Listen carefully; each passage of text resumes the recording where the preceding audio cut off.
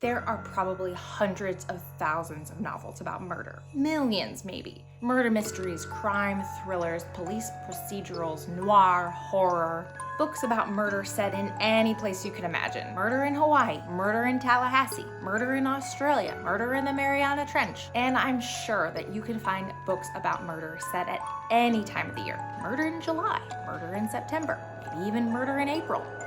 But there is one month that stands above the rest. Do me a quick favor, pause the video, and pick a month that you think is the best month to set a murder mystery, and make an argument for it in the comments below. Over the next few minutes, I'm going to argue that November, admittedly November in the Northern Hemisphere, is a great month for a suspenseful, murder-filled novel. And I'm going to give you 4 great examples of novels, each from a different genre or subgenre, that prove my point, plus a 5th bonus book that I thought was set in November, but actually isn't.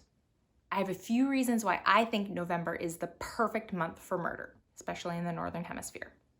November, depending on where exactly you live, is often a month of transition. Shorter days, longer nights, colder weather. Often it's the month of first snow if you live somewhere where it snows. You move from a season of bounty to a season of bare trees and cold earth. Transition is, by definition, a state of change. And change can often be unpredictable. And unpredictability can often be dangerous. I have 2 amazing examples in novel form. The first is Generation Loss by Elizabeth Hand. This was originally published in 2007, but was reissued by Small Beer Press in 2020. If you aren't yet on the Elizabeth Hand train, I hope you'll hop on. She is seriously awesome. This is a noir crime novel, the first in a series that follows the relatively unlikable narrator, Cass Neary. Cass is a broke, washed up, once famous photographer who is dealing with various forms of addiction. She made her name by taking photos, shocking photos,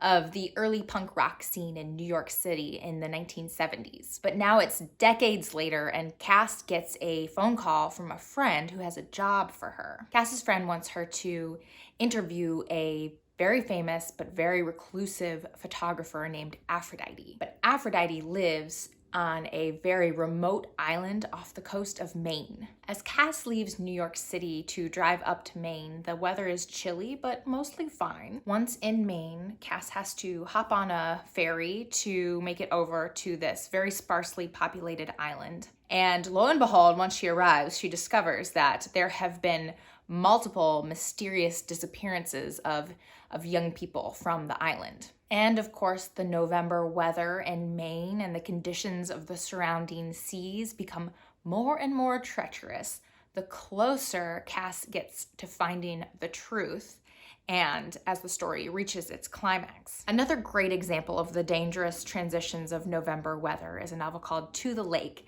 and it's by Yana Vagner, translated by Maria Wiltshire, originally published in Russian in 2011, and published in English by Deep Vellum in 2023. This is a pandemic thriller, though it was written long before our own true pandemic. This is the story of a deadly flu that breaks out in Russia and causes complete governmental and societal collapse. And we follow a woman named Anya and her family as they flee their home in the suburbs of Moscow to a cabin in a very remote region along a lake, where they will be safe from both the virus and the outlaws that have basically overrun the entire country. The novel starts in early November, and as the family packs up their belongings to head to the cabin, the weather starts to turn, but they still hope that they can make it to the lake before it gets too bad. But you can imagine in Russia how dangerous the winters can turn, especially when you don't have a reliable source of food and petrol. I really love this novel. It's got great characters and was really satisfying to like the apocalyptic prepper that lives inside all of us, or at least lives inside of me, because there are great lists of everything they were packing and things they needed to take and couldn't take. And for some reason, that was just very satisfying to read those lists of supplies. And there's a ton of great exploration of gender roles and gender roles in Russia in particular that I found fantastic. In both novels, the transition of the weather mirrors the transitions that the characters are experiencing. They move from a status quo and relative safety to a much more dangerous situation. Are they ready to handle it? Read them to find out. Even when the weather isn't particularly dangerous, November in temperate regions of North America can provide the perfect atmosphere for a dark story. Gloomy skies, colder weather, snow, bare trees, dark long nights. If you're telling a bleak story, it's the perfect time of year to set the mood. One great example is Deer Season by Erin Flanagan. This is published by the University of Nebraska Press as part of their Flyover Fiction series, which is a great series that focuses on fiction from the Midwest of the United States. Deer Season is set in Guthrum, Nebraska in 1985, in a small farming community where everyone knows everyone else's business. On the opening weekend of deer hunting season, a teenage girl goes missing. This novel is told from 3 great perspectives. Each perspective is from someone who has a relationship with the missing girl or with the man who becomes the prime suspect for her disappearance. The cold, dreary atmosphere matches the novel perfectly because it's such a dark time for this community and a lot of dark secrets are being revealed. Bundling up for the cold weather feels kind of similar to how the characters in this book also bundle up. They bundle up their feelings. There's not a lot of really open communication in this novel. They're not an open bunch. But also they're bundling up to protect themselves and to protect their loved ones. As a result of bundling up their own and keeping themselves protected, they are leaving other people out in the cold, especially people who are considered outsiders in the community. It helps that this is a story of people who are very close to the land. They are farmers and they are hunters.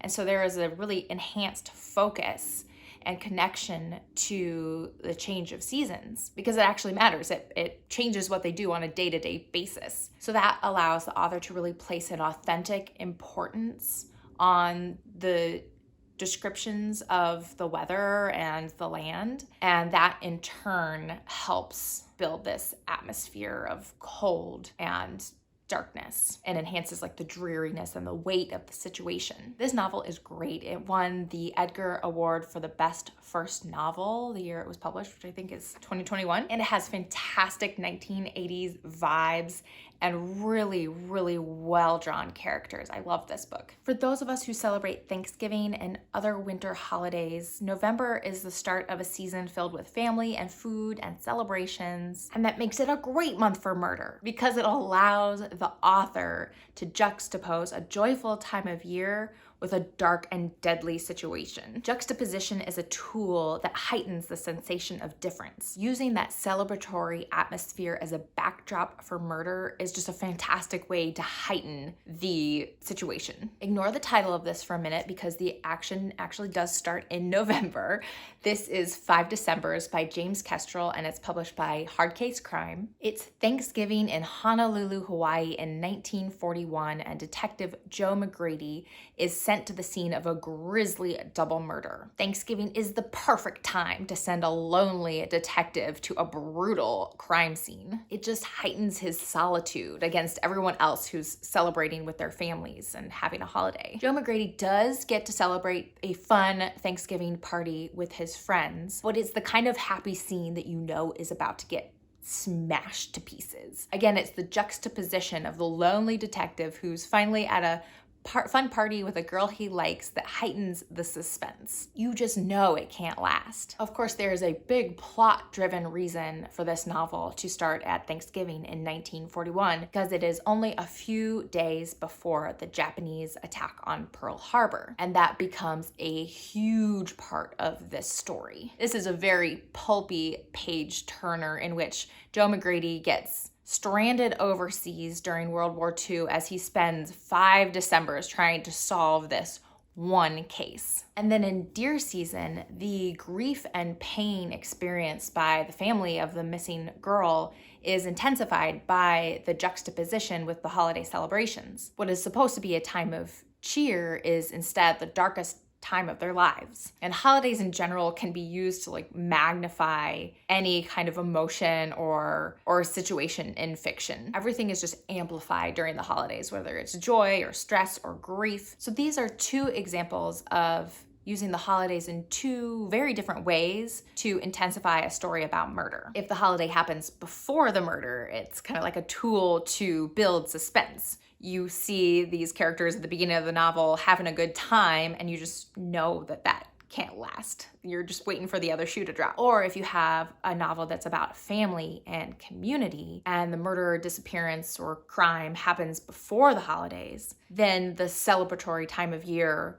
really intensifies the feeling of grief and panic and hopelessness that all the family members are feeling. Either way, it's a great time of year to intensify the darkness in a story about murder. The last novel I'll mention is called Shudder. It's by Ramona, Emerson, and it was published in 2022 by Soho Crime. This is a debut novel that's set in both Albuquerque and in New Mexico's Navajo Nation, and it's both a crime novel and a supernatural horror, and it was longlisted for a bunch of awards. It's narrated by Rita Todachin, who is a forensic photographer for the Albuquerque police force. Rita has a real knack for cracking cases, and that is partially because she can see and hear ghosts, including the ghosts that she meets at crime scenes. At the start of the novel, she is called to the scene of a few different, very grisly, brutal murders and starts to develop a sense that the murders are somehow connected. And as she investigates further, she's led down a real dangerous path. And these present-day scenes of Rita investigating the murders alternate with flashbacks to her childhood, growing up in the Navajo Nation with her grandmother, and scenes of when she first started developing this ability to see and hear ghosts. This had one of the most disturbing and brutal opening scenes that I have read in a long time in a novel, maybe ever. Rita is called to the scene of a very, very brutal murder and a brutal crime scene. Of course, she's there to photograph and document every single detail / body part. It is set in the winter, and there are mentions of holiday decor here and there, which is why somehow in my head I said it in November, but it's actually never said that it's in November. I think it's later in the winter. But this novel has all three of the elements that I mentioned. The frigid atmosphere of an Albuquerque winter is the perfect backdrop for a very dark story. There's also a moment where the weather unexpectedly turns for the worse, and that transition is an important plot device. And then, of course, there is the juxtaposition of Rita's loneliness and the ghost's desperation against the holiday parties and memories Rita's having of her loved ones. November in the Northern Hemisphere is a month on the edge. The weather can turn from fairly mild to treacherous without much warning. The nights get much longer. The temperature, depending on where you are, gets much colder. The days can be gloomy and gray. For some, it's the start of the holiday season. All of these can be tools for an author who wants to build suspense, who wants to send signals that while things may seem okay, everything really actually is about to explode or implode. So if you are planning on writing a murder mystery, consider setting it in November. Or take a look at the comments. I'm sure someone has made an excellent argument for the month of April instead. If you are new here, you might not have noticed that every single book I mentioned was published by an independent publisher or a university press. That's because that's all I talk about here on this channel. I want to give a boost to great books that deserve all our love and affection, but don't always get the marketing attention that they deserve. And if that kind of thing sounds up your alley, consider subscribing and we will boost these great books together. Thank you so much for joining me. My name is Sarah. Bye.